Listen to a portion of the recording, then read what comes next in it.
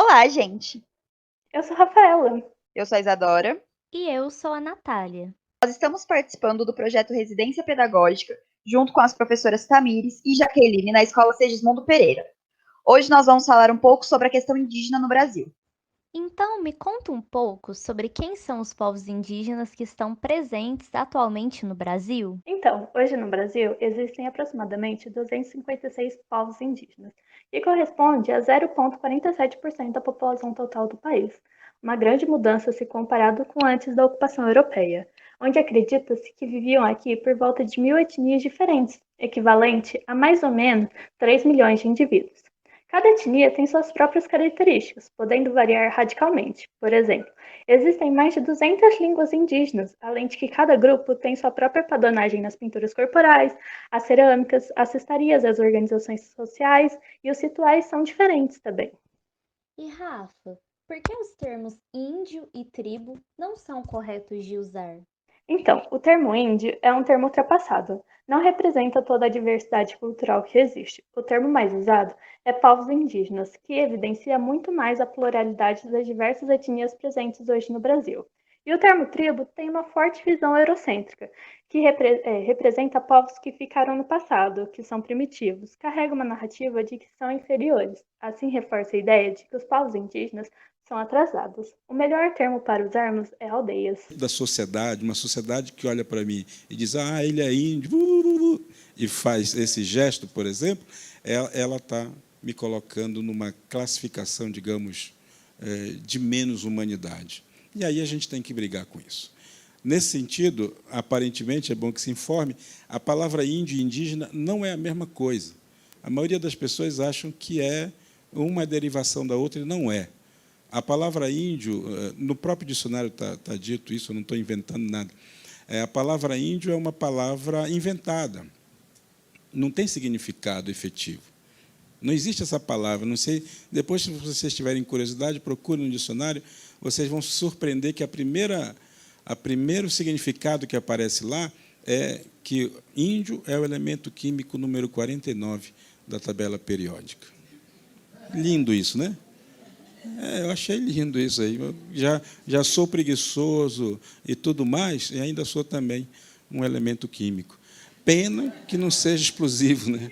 Não seja tão perigoso assim. E só depois é que a palavra mesmo vai dizer assim, é relativa aos primeiros habitantes, que também não diz absolutamente nada. Mas se você vai buscar a mesma palavra indígena, você vai descobrir que indígena significa originário. Levando em consideração a fala do Daniel Munduruku, o que possibilita a sobrevivência dos indígenas, suas tradições e ressignificações? Então, Isadora, os povos indígenas do Brasil têm resistido desde o início do processo de colonização e implementação do capitalismo no que hoje conhecemos como Brasil.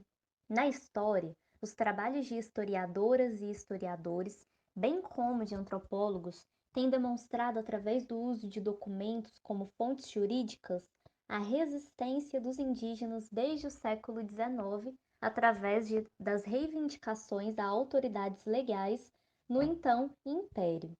Porém, tais reivindicações e manifestações elas continuam fortes na história recente, como podemos ver na participação massiva dos povos indígenas na Constituinte de 1988, que foi a construção e aprovação da Constituição Federal que hoje rege as leis do Brasil, e nos protestos a partir dos anos de 2000 até 2020.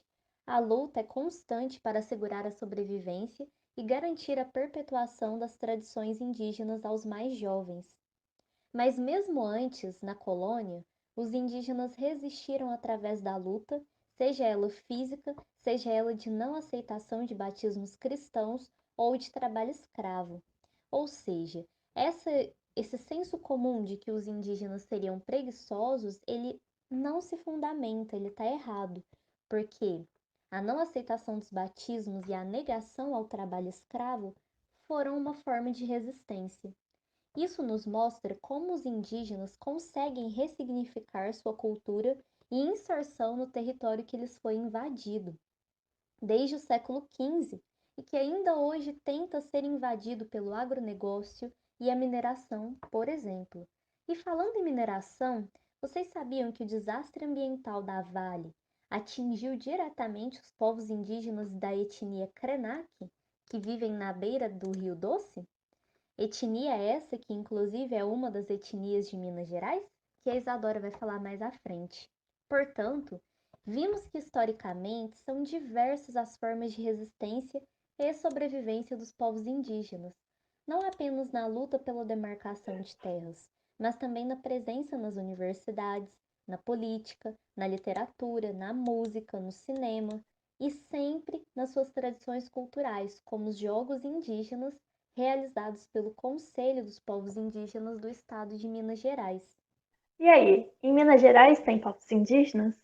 Em Minas Gerais, Rafaela, temos 13 diferentes etnias e 15 mil indivíduos aldeados. Estima-se que na região metropolitana de Belo Horizonte tenha de 2 mil a 3 mil indígenas.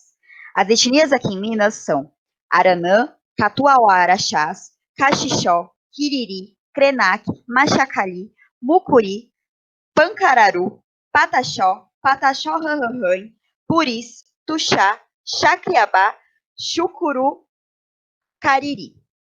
Deixaremos referências sobre todas elas, mas consideramos importante ressaltar o povo indígena que falou a Natália anteriormente, conhecido hoje como Krenak, habitante das margens do Rio Doce, município de Resplendor, na região leste de Minas Gerais. Ele formou-se ao longo de um processo histórico marcado pelo caráter violento da expansão econômica sobre aquela região, originalmente da densa Mata Atlântica, onde diversos grupos do que eram conhecidos como botocudos, resistindo à colonização em outras zonas já invadidas pelos brancos, se abrigaram até meados do século XX. O grupo liderado por Krenak foi o último a negociar com as autoridades governamentais seu processo de pacificação e civilização, entre muitas aspas, ocorrido logo no início dos trabalhos do recém-inaugurado Serviço de Proteção aos Índios e localização de trabalhadores nacionais em 1911. Hoje, os Krenaks sofrem com a situação de seu território tradicional, que além de ser diminuto, onde não comporta a população de uma forma saudável, ainda tem as pressões e violações dos empreendimentos da sociedade externa que destruíram o ato com a construção de Aimorés e o acidente, que para nós é um crime, do rompimento da barragem das empresas Samarco, Vale e BHP. A comunidade ainda sofre com a demora da demarcação do território tradicional, que envolve o Parque Estadual dos Sete Salões. É uma expressão em Minas Gerais do histórico de opressão, marginalização e genocídio que sofrem esses povos, mas principalmente de sua resistência.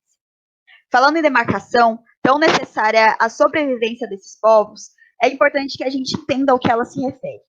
Ela se refere à garantia dos direitos territoriais dos indígenas, estabelecendo os limites de suas terras a fim de garantir sua identidade. Essa demarcação é prevista por lei. Dessa forma, visa proteger de possíveis invasões e ocupações por parte dos não indígenas.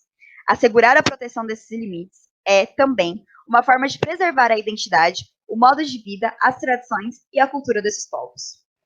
Pessoal, para a gente tentar resumir tudo o que foi abordado até agora sobre conflitos e resistência histórica dos povos indígenas no Brasil e no nosso estado de Minas Gerais, a gente resolveu trazer uma charge para analisar junto. Na charge, nós temos um indígena que está massacrado, né? Ele está morto sobre uma cerca. E tem uma plaquinha nessa cerca escrita propriedade do agronegócio. Então, o indígena foi massacrado por essa propriedade, né? E o que essa charge nos ajuda?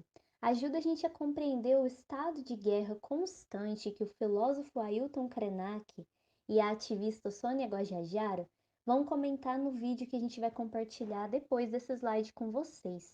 Porque, como sabemos, os indígenas lutam historicamente para que suas terras sejam demarcadas e para que respeitem suas áreas. Nesse sentido, o agronegócio, em sua procura por mais e mais terras para a criação de gados, cultivo de soja e outras atividades, na maioria das vezes intensifica a guerra, levando povos à expulsão e até à morte. Daí, a cerca estar massacrando esse indígena, né? É a guerra que a gente enfrenta para manter a nossa cultura, né? É a guerra que a gente enfrenta contra os madeireiros, né? Então, a gente diz guerreiro porque é uma palavra que vem de guerra mesmo, e a gente vive numa guerra constante, né?